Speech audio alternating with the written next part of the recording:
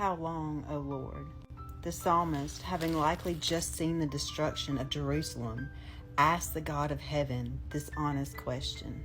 In the first verse, the psalmist declared that his song concerning God's love would never end. His mouth would forever declare the faithfulness of God. However, though he kept singing, the song changed key. God's people no longer enjoyed God's favor. Though God had promised David a throne throughout all generations, the splendor of Israel's king was no longer on display. The throne having been cast to the ground, the psalmist wondered where God's love had hidden. No matter what God had said to the psalmist, the promises felt as if they were false. This is not uncommon because God spoke regularly to the saints waiting on the deliverance of the Lord.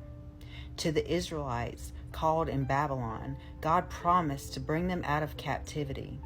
To the New Testament exiles undergoing persecution, in 1 Peter, God promised an inheritance that neither spoils nor falters.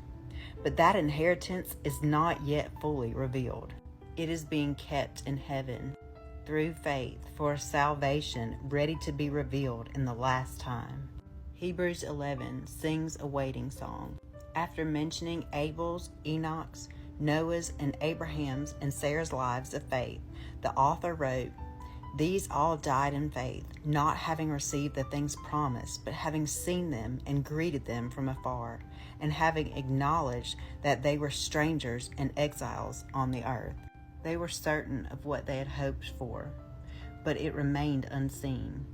They waited, believing. The psalmist did the same. He waited patiently, remembering the promises of God. In fact, after bearing his soul and questioning the Lord's purposes, he still ended the psalm in praise. The promises never seemed as false as when the promised one took a spear in the side on a Roman cross. Yet 3 days later, when Jesus rose from the dead, the promises were never truer.